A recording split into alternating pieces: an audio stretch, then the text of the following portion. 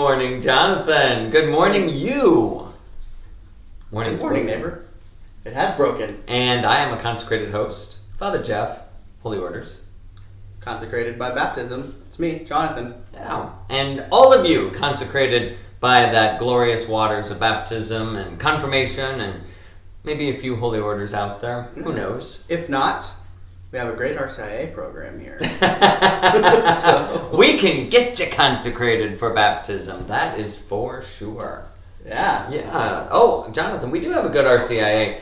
And I'm glad you brought that up because I'm thinking, it's one of those areas that I think we need to expand a little bit.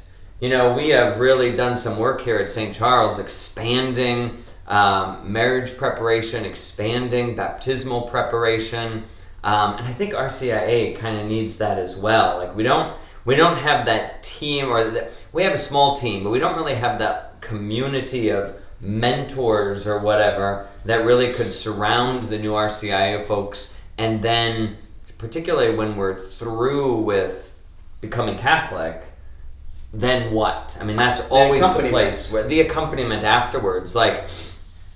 Have we built up some good relationships where we're inviting people in, where we're, getting involved in the life of the community, establishing those relationships? Because it's, the Catholic life is still, there's a lot to it. Other than just the stuff that you have in your head. It's experiential. It really is. Yeah, it's not just going through the things and doing all the things and getting the oil and the water and then you're done. No. There's a whole period that's supposed to be mystagogical. And that's the fourth stage of the RCIA. So the RCIA begins with kind of a period of exploration. Is this something I want to do? The pre-catechumenate, as it were. And then the catechumenate, I think this is something that I want to kind of go into. And then there's that time of purification. Typically when Lent begins, it's like, okay, Easter's coming up, let's purify and get enlightened and see where we're going. And then after the sacraments are received and people become Catholic and baptized and all of those good things, then the fourth period is a period of mystagogy, which is, how do I live this new life, this life in Christ? What does that even look like now that I'm actually experiencing it? And a lot of RCI programs kind of just stop at the Easter Vigil. We tend to get together a few times after, but I don't think anything what we should be doing.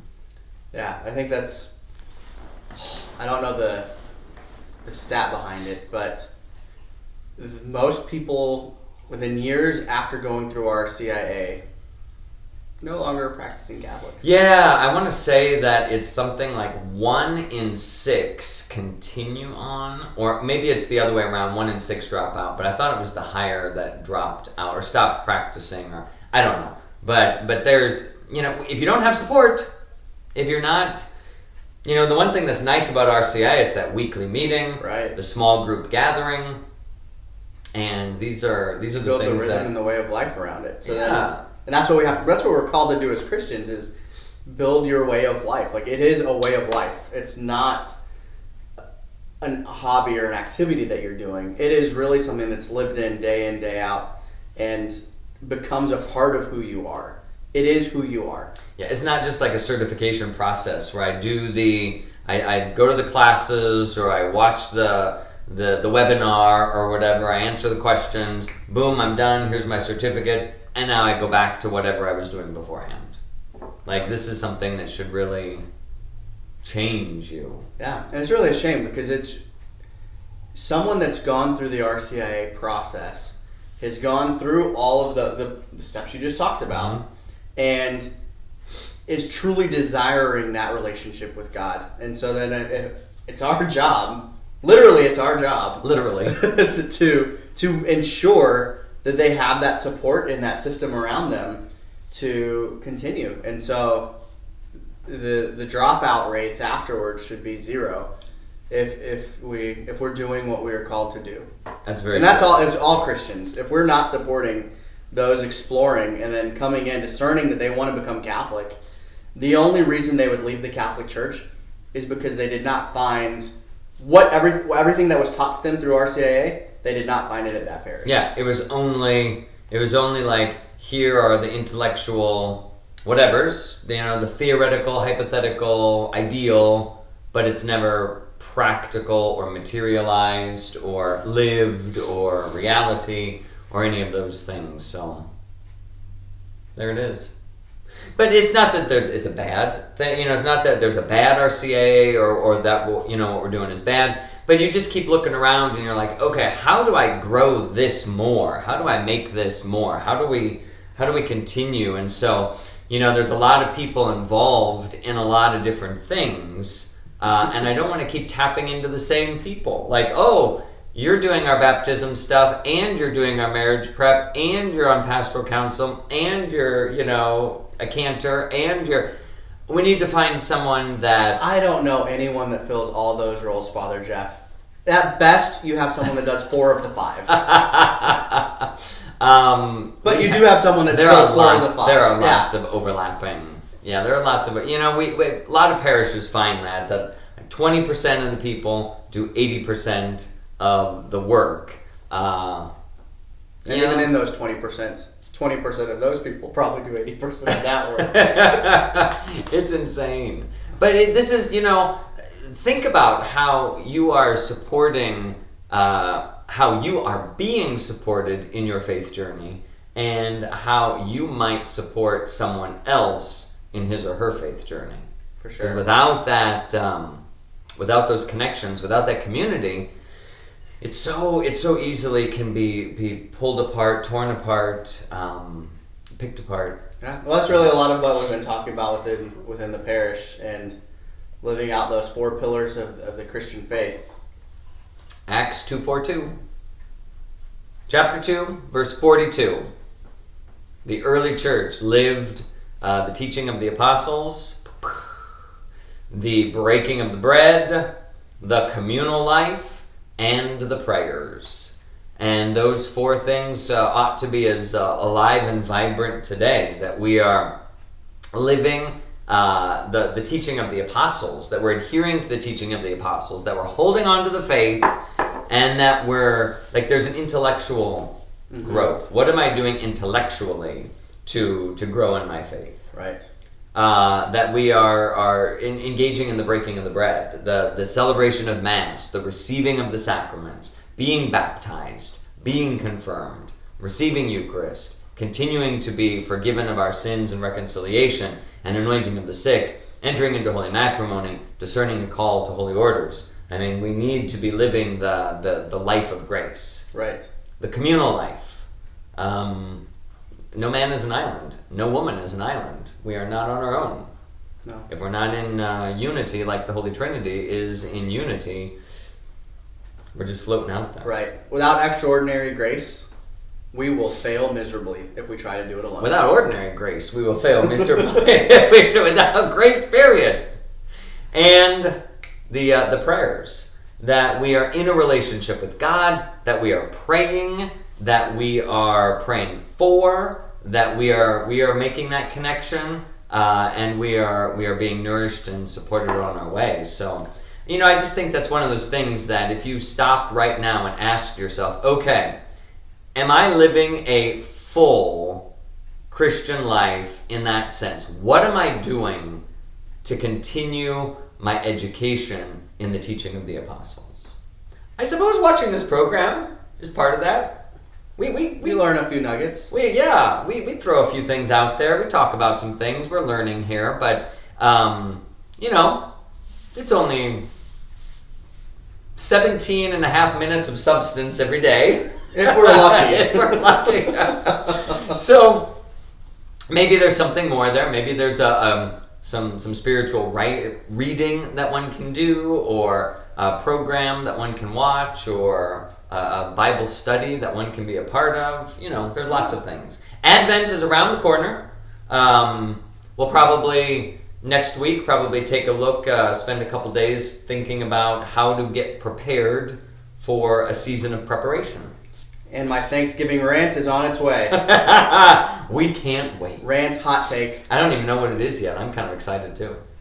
Don't tell me now. I typed it out on social media one year, so I'm going to try to find it so I can just read it off because I don't think I could put it better than I did. Oh, dear. It's so good. For the love. Then, after we've thought about the teaching of the apostles, the sacraments. This should be the easiest of these. That am I participating in Sunday Mass? Physically showing up, or in this time when that might not be a wise choice for some of you at home, am I participating fully in the live streamed? Not just eating my breakfast while Mass is going on, or, cleaning my house, or, whatever it is. That I stop what I'm doing and I attend Mass as if I were attending Mass. That to participate in the sacraments. To set up that regular time for confession. Mm-hmm. People ask me all the time, how often should I go to confession?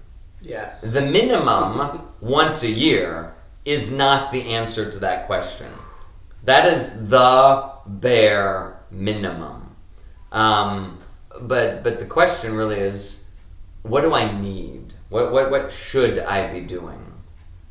Do you have a regular rhythm, or have you? I'd like to get to How do you confession approach that, Jonathan? at least once a month. Okay. When it was a little more accessible, because I don't go to confession to you. And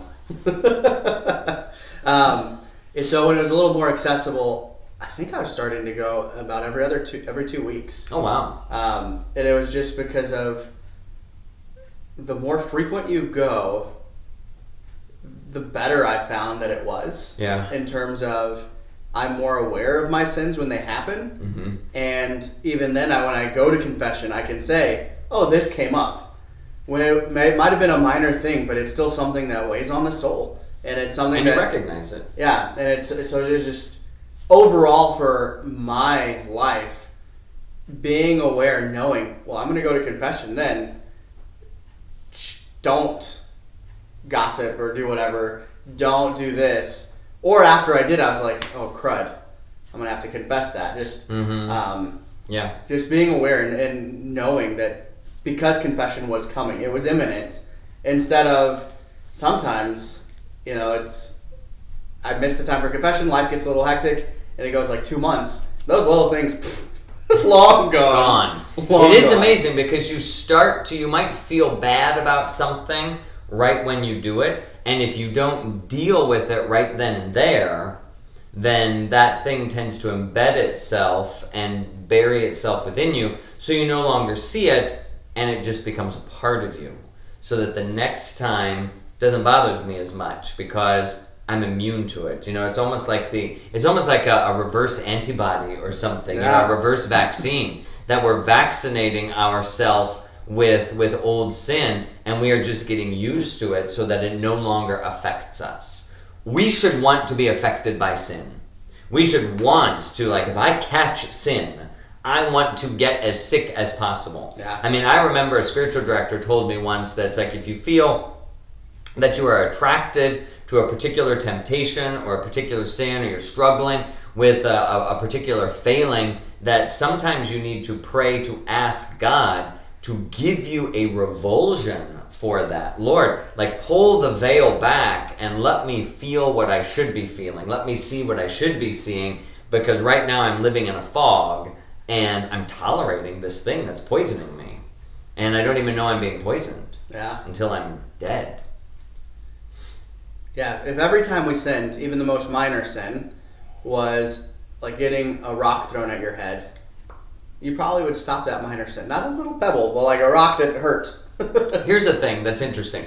When you clean out your car, if you ever clean out your car, and you vacuum the floors or whatever, when you look at that mat under the pedals, you see where it's been worn out by your heel, the heel of your shoe, or something. The mat is almost got a hole in it sometimes. It's worn out, or the floor underneath, that little carpeting for whatever.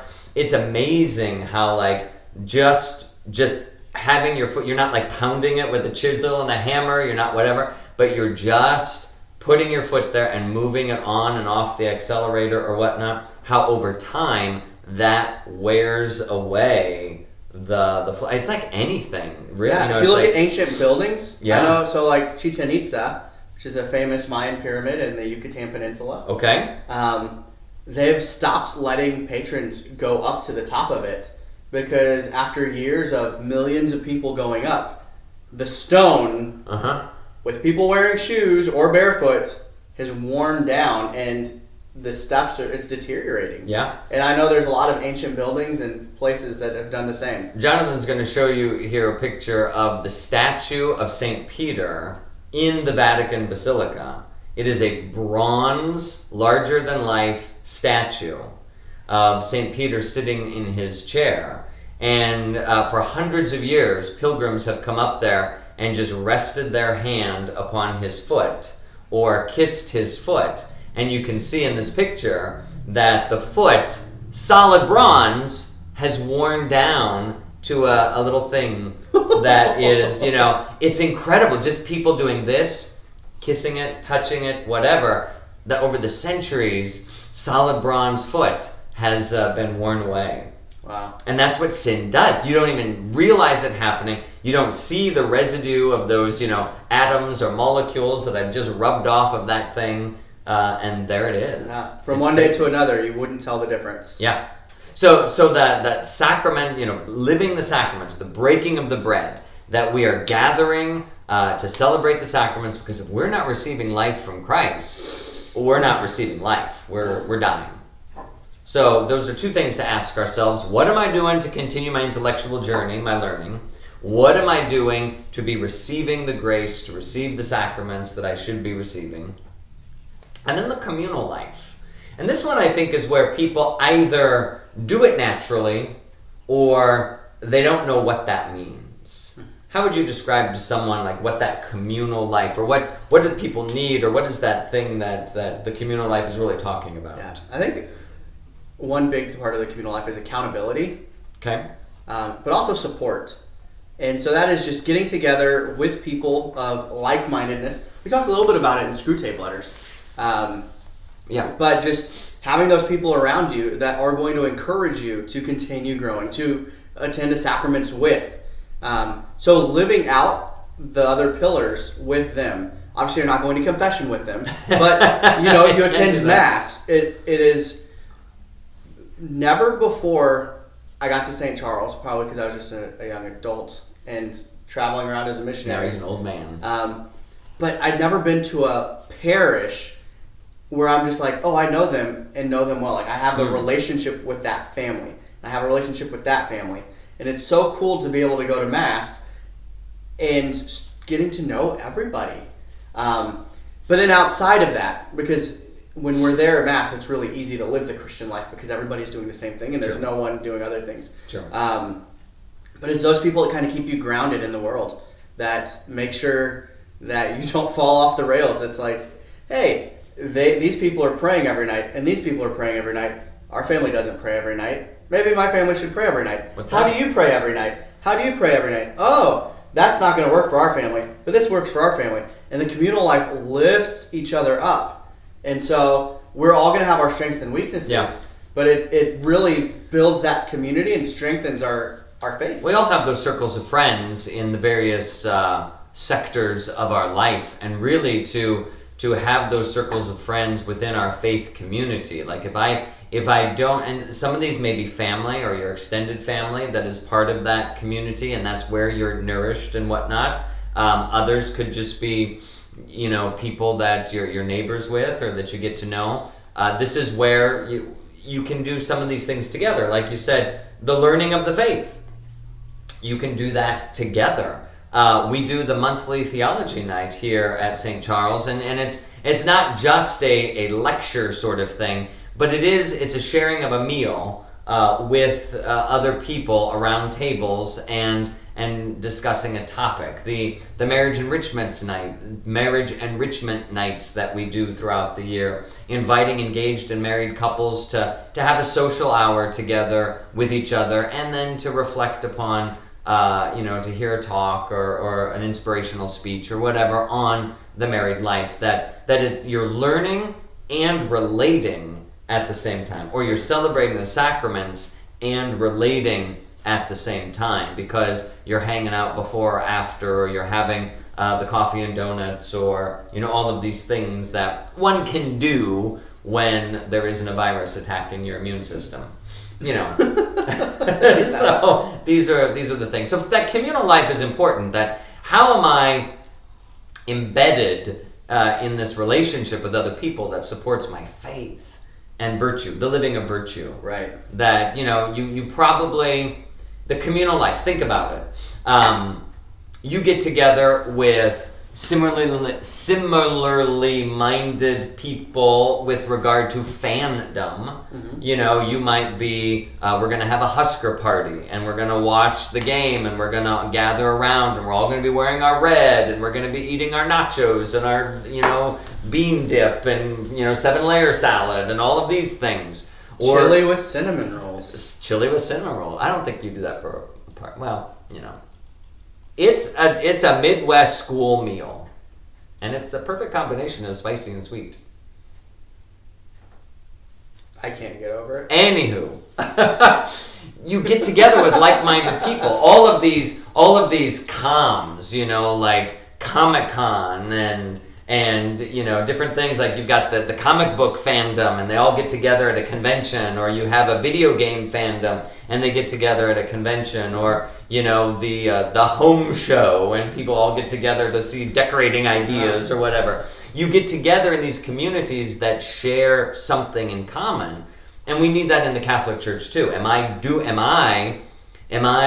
engaging in the community? Like, am I being Catholic in the same way that I would be a Husker fan, or a comic book fan, or whatever, a home improvement aficionado or something? Yeah. You know what I'm saying? So, that's 3. Number 4, the prayers. Praying that I'm building my relationship with God, that I am taking time every day to waste with God. That I just waste time with God. Am I praying? Am I praying with others? Am I praying for others? And am I just praying in that relationship with God? No. I think I was going to say prayer is the foundation of everything.